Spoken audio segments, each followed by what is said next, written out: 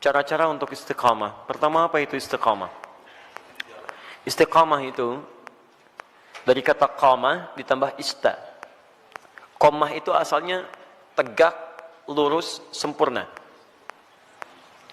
Kalau ditambah ista, kata ista dalam bahasa Arab menunjuk pada usaha atau keinginan untuk mewujudkan sesuatu.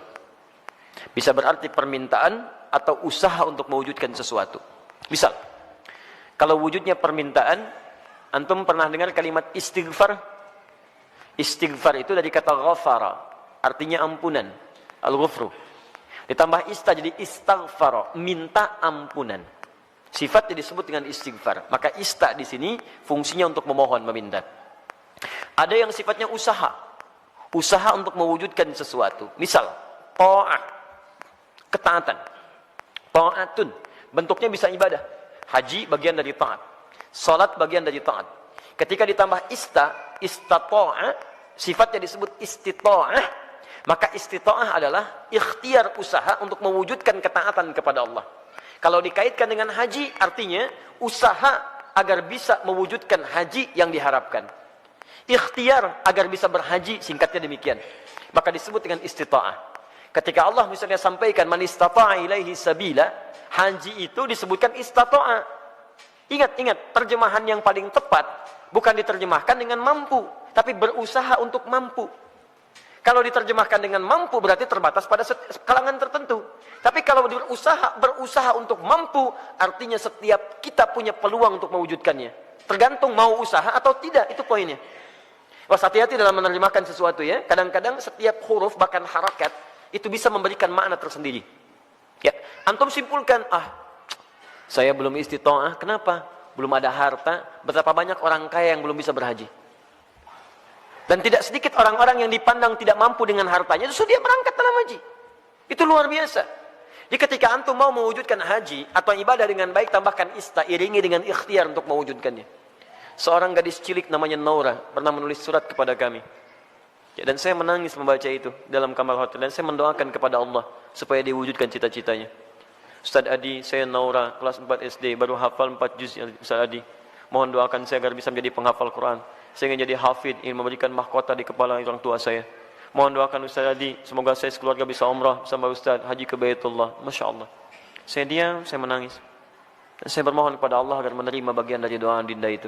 Anak kecil polos menulis dengan guratan tangannya. Tahu apa yang terjadi?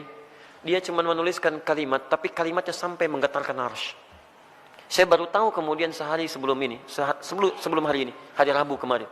Kalau doanya sudah dijawab oleh Allah jauh sebelumnya. Dari mana doanya? Dialihkan lewat yang lain supaya ada sinergi dalam kebaikan. Syekh Ali Jabir yang pertama merespon itu. Awalnya saya ingin berangkatkan kemudian di bulan November, tapi Allah menginginkan lebih cepat dia berangkat. Kami akan berangkat umrah bulan November, tapi Allah menginginkan dia lebih cepat berangkat karena tangisannya, karena doanya, karena harapannya. Melalui Syekh Ali Jabir, Masya Allah, semoga Allah rahmati beliau, berikan kebaikan.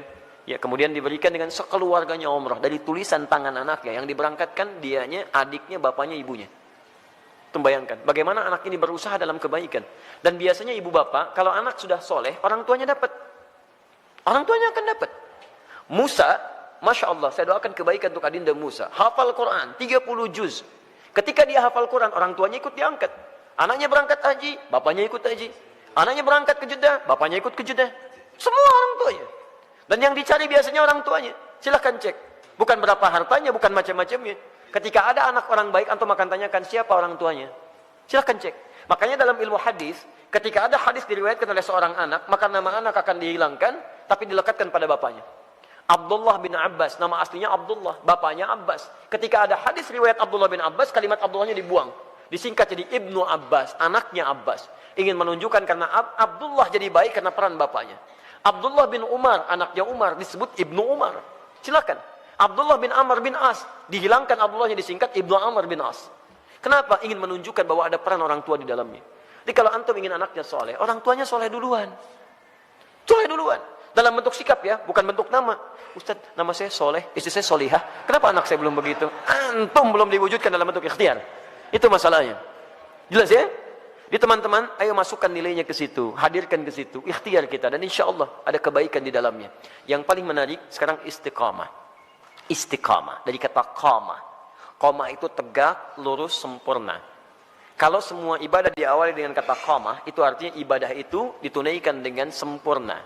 Turunannya aqama yuqimu iqamah. Iqamatun selalu disingkat dengan qamah, yang nyingkat orang Indonesia. Semua kalimat salat dibuka dengan kata iqamah yang menunjuk pada ibadah.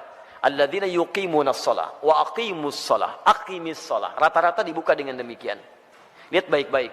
Kalau antum ingin menunaikan ibadah dengan sempurna, kan tidak langsung sempurna seketika. Apakah ketika Anda tahajud, misalnya malam ini bangun jam 3, tahajud jam 3 lewat 20, karena 20 menit siap-siap. Apakah mohon maaf, malam selanjutnya akan bangun di jam yang sama? Belum tentu. Walaupun alarm dipasang dengan situasi yang sama, 2.15, 2.30, 2.45. Alarm pertama mematikan alarm kedua, alarm kedua matikan alarm ketiga, alarm ketiga masih nundutan, ya kan? Menunggu jam 3 tiba. Nih, hari pertama bisa pas jam 3, tapi hari kedua belum tentu. Ya, hari kedua sama bangun, tapi informasi lebih dahsyat sampai kepada kita. Begitu mau ngambil air wudhu, BBM bunyi, ping, setan masuk kemudian ke hati kita. Baca dulu daripada penasaran. Begitu dibaca, Masya Allah, MU melawan Manchester City. Waduh, pertemuan dua pelatih klasik antara Pep Guardiola dengan Jose Mourinho.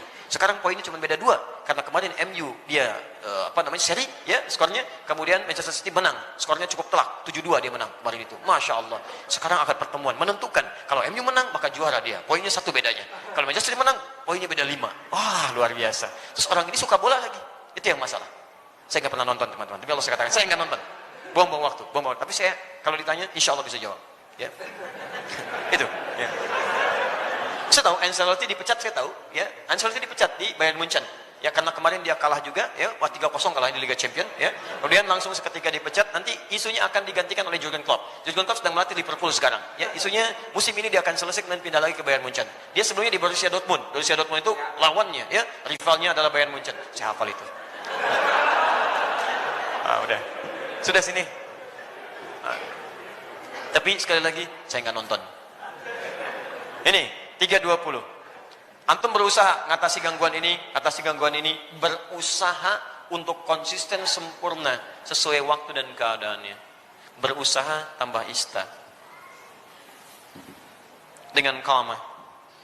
Disatukan jadi istaqama, yastaqimu, sifatnya disebut dengan istiqamah. Jadi istiqamah itu artinya usaha untuk konsisten dalam kebaikan atau ketaatan. Usaha untuk konsisten menunaikan ketaatan.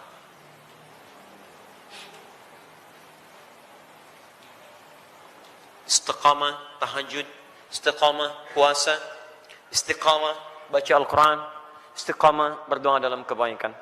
Sekarang pertanyaannya, bagaimana cara saya bisa istiqamah? Itu pertanyaan terbesarnya. 1, istiqamah dimulai dengan ilmu, pengetahuan dulu. Kalau antum kerjakan sesuatu tanpa pengetahuan, maka tidak akan ada motivasi bagi kita untuk menguatkan hal yang ingin kita kerjakan. Bahkan Nabi SAW pun ketika akan diangkat menjadi Rasul, kemudian diberikan tugas beliau untuk berdakwah, itu jedanya 5 tahun sampai berdakwah, dan dari jeda itu diberikan dulu bekal pengetahuan. Apa ayat yang turun kepada beliau? Pertama kali wahyu pertama turun, Iqra. Diminta belajar dulu. Belajar. Baru kemudian setelah turun pengetahuan yang cukup, baru 5 tahun setelah itu, 615 Masehi, diberikanlah tugas kemudian dengan turunnya Quran surah ke-74, Al-Mudaththir, untuk berdakwah secara terang-terangan. Nah sekarang antum ingin istiqomah di bidang apa? Misal antum pilih dulu, saya ingin istiqomah satu-satulah, gak usah semuanya. Misal, saya mau istiqomah dalam sholat dulu. Maka sebelum antum tunaikan ibadahnya, antum keluarkan dulu hadis-hadis, ayat-ayat dari Al-Quran, hadis dari Nabi, petunjuk sholat yang benar. Kalau antum tidak keluarkan ini, nanti antum akan istiqomah pada yang salah. Karena boleh jadi antum sholat dengan cara yang keliru. Salah takbirnya, kemudian salah rukunya, salah sujudnya, maka turunkan kemudian pengetahuannya untuk memudahkan kita dalam menunaikannya. 1. Yang kedua, keluarkan kemudian motivasi-motivasi positifnya. Ya, keutamaannya. Keutamaan itu untuk selalu memotivasi kita kala kita sedang menurun, ya, dalam mengerjakan amal soleh yang dimaksudkan. Misal, itu boleh dituliskan. Saya ingin tunaikan tahajud, ingin istiqamah. Antum keluarkan keutamaan tahajud, tuliskan. Ada 4 keutamaan tahajud dalam Al-Quran. Quran surah 17 ayat 79 sampai dengan 81, paling kiri sebelah atas. 1, mengangkat karir di tempat terbaik. Asa ayyab'atsaka rabbuka maqaman mahmuda. 2, mendapat bimbingan Allah saat menjalani aktivitas. Wa rabbi adkhilni mudkhala sidqin. 3, mendapat bimbingan Allah keluar dari kesulitan. Wa akhrijni mukhraja sidqin.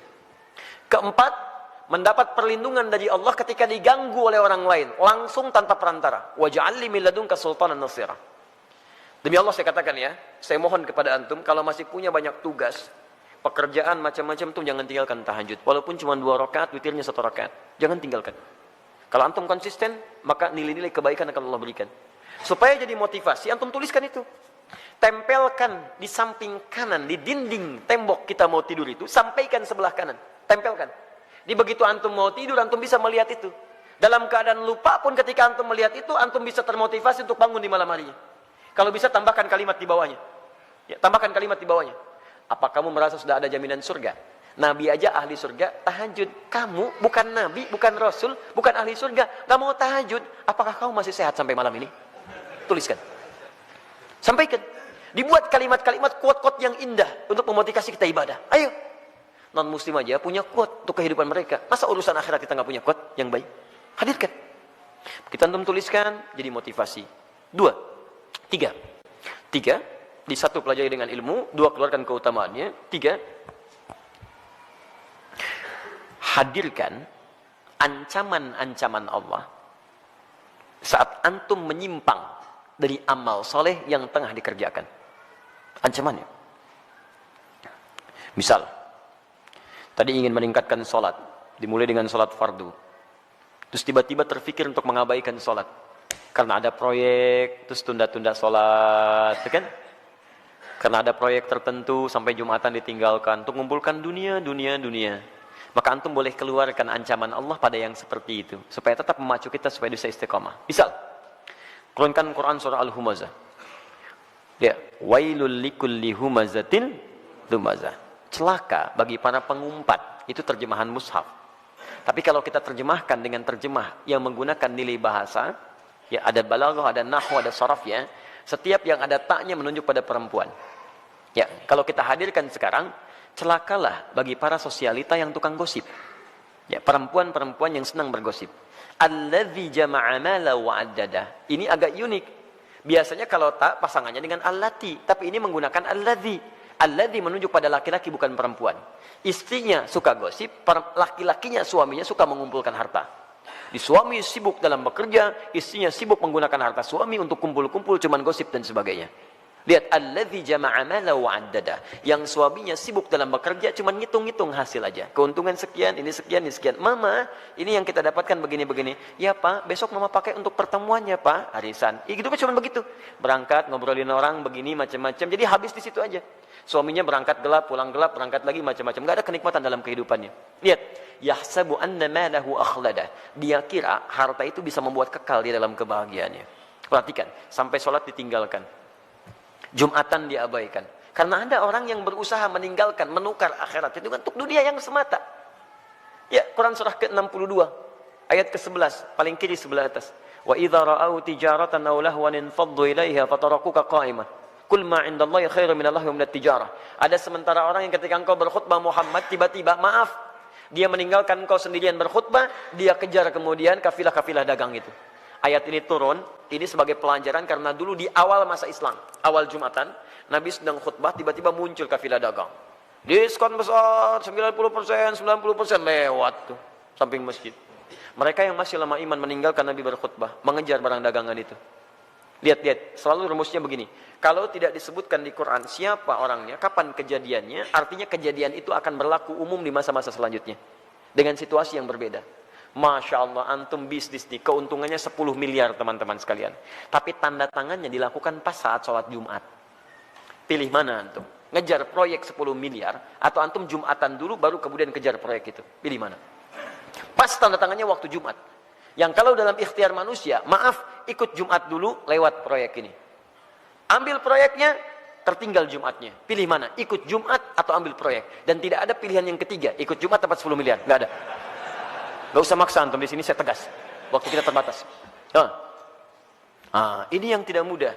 Maka bagi yang seperti ini, ada muncul ancaman Allah di dalamnya. Lihat ancamannya positif.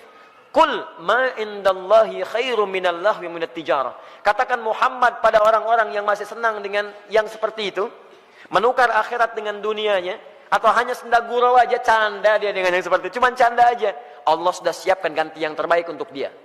Apa alasan paling logisnya? Wallahu khairur razikin, saya yang tentukan rezekinya. Ayo kamu ikut ke sana, saya buat kecelakaan di jalan. Ayo kamu dapatkan itu, maut sudah menanti kamu sekarang. Jumat tidak dapat, harta nggak diperoleh. Mau apa kamu? Kalau dia mau datang dulu, saya ganti dengan yang lebih baik. Dia dapatkan proyeknya, dia dapatkan ketenangannya. Diberikan yang terbaik. Tapi kalau antum paksa tinggalkan itu, maka ayat diteruskan. Yahsabu anna malahu al-akhlada. Kalla layumbadanna fil hutamah. Bagi orang yang rela meninggalkan ibadahnya, hanya untuk urusan dunianya, dunia dibagi dua. Tijarah untuk bisnis, lahwun untuk yang tidak bermanfaat. Ninggalin tahajud cuma untuk sekedar nonton-nonton yang tidak jelas. Ninggalin sholat hanya untuk sekedar nonton-nonton yang tidak jelas. Ada konser, ayo lewat. Isanya, maghribnya, ayo lewat. Silahkan. Beli tiket, beli ini, beli itu, ayo. Ada yang joget-joget, ada yang macam, ada yang mabuk ini itu. Dia itu lahwun namanya. Dia kira akan abadi dengan keadaannya. Lihat baik-baik. Saya siapkan neraka spesial, namanya khutamah. Wa ma adraka mal khutamah? Tahukah engkau apa tipikal neraka spesial khutamah itu? Narullahil muqadah. Neraka itu spesial karena akan dibuat membakar dari ujung sampai dengan kedalamannya. Lihat. Allati tattali'u 'alal afidah, sampai dengan ke otak yang paling dalam. Innaha 'alaihim mu'sadah, kalau dia enggak berubah, dia neraka itu mengintai menunggu. Kamu cepat pulang ya, saya tunggu. Cepat pulang, saya tunggu. Fi amadim mumaddadah, dan dia tidak dibiarkan tapi terikat secara singkat. Orang yang hidupnya mau meninggalkan ibadah hanya untuk urusan dunia, maka di nerakanya nanti, di neraka gambaran singkatnya, itu akan diikat begini. Bukan dilepas. Karena nanti ada orang di neraka yang biasa itu dilepaskan. Begitu haus dia ngambil air, airnya dari timah, ambil. Mau makan, makannya dari duri. La yusminu wa la yughni min ju'. Ayo ambil dan sebagainya. Tapi yang ini enggak punya kesempatan, diikat begini. Cara membakarnya, kalau yang lain apinya langsung, kalau ini tidak. Dari ujung kaki seperti dilas. Sampai dalamnya matang. Dan ini tidak akan pernah naik kalau belum matang. Awas, matang dulu. Begitu sudah matang naik, yang ini sembuh, ini matang dulu. Sampai ke ujung akal yang paling dalam, al-afidah. Afidah itu jamak dari fuad. Yang menentukan, yang merancang kegiatan kita. Seakan-akan Allah katakan begini, ini isi otak kamu ini apa sih? Yang lain masih mikir sholat, baca Al-Quran, macam-macam. Otak kamu ini lagi. Maksiat lagi. Sampai meninggalkan ibadah, saya bakar sampai ke otak yang paling dalamnya. Supaya nampak isi otak kamu ini apa. Terus, dan diikat. Kalau mau coba silakan. Tapi disampaikan supaya kita tidak masuk ke dalamnya. Makanya antum keluarkan, tuliskan ancamannya. Begitu sudah seperti itu, maka berusaha untuk mewujudkannya. Bismillah, antum berdoa kepada Allah. Yang terakhir berdoa. Minta supaya dikuatkan oleh Allah Subhanahu wa taala. Ya, minta supaya dikuatkan oleh Allah Subhanahu wa taala. Makanya nanti ada doa-doa. Ya, ada doa-doa untuk bisa dikuatkan dalam keimanan. Allahumma tsabbit qulubana ala dinik. Ya Allah, kuatkan hati kami ya Allah dalam tuntunan agamamu. Rabbana la tuzigh qulubana ba'da idh hadaitana. Ya wa hab lana min ladunka rahmah innaka antal wahhab. Ya Allah, jangan geser keadaan hati saya setelah saya kuat berada di jalan-Mu ya Allah. Anugerahkan saya keturunan terbaik untuk menjaga iman kami ya Rabb. Jadi belajar ilmunya, belajar ketentuannya, hadirkan motivasinya, jauhi kemudian ancamannya. Setelah itu berdoa kepada Allah untuk dijaga. Dengan itu famastaqamu, disebutlah orang ini istiqamah. Tatanazzalu alaihimul malaikah, maka diturunkan oleh malaikat untuk menjaga sifat istiqamahnya. Nanti ada bisikan dari malaikat. Ada bisikan masuk lewat sifat takwa. Dia orang istiqamah itu kalau ikhtiar tadi 4 ditempuh dengan baik, maka malaikat turun untuk menjaga dia. Tatanazzalu alaihimul malaikah, dijaga oleh malaikat. Apa penjagaannya? Bisa penjagaan terus kepada ibadah dan dijaga dari maksiat. Yang kedua, dijaga supaya tidak bersedih dalam kehidupannya. Allah khaufun alaihim walahum yahzanun. Dijaga supaya tidak sedih, artinya dia tenang. Dan dijaga supaya tidak gelisah, artinya dia senang dalam kehidupannya. Maka kalau malaikat sudah turun, Masya Allah, antum bisa rasakan sendiri. Dulu ketinggalan sholat fardu terlambat, biasa-biasa. Sekarang ketinggalan tahajud, menyesal antum. Ya Allah, ya Allah. Hebatnya, begitu ada pikiran maksiat, langsung diluruskan oleh Allah. Itu nggak baik buat saya, tinggalkan. Itu nggak bagus, tinggalkan. Nah, jadi demikian caranya bagi teman kita yang di Jember. Semoga Allah bisa berikan kebaikan-kebaikan untuk kita semua dan bisa menghadirkan sifat istiqamah dalam kehidupan kita.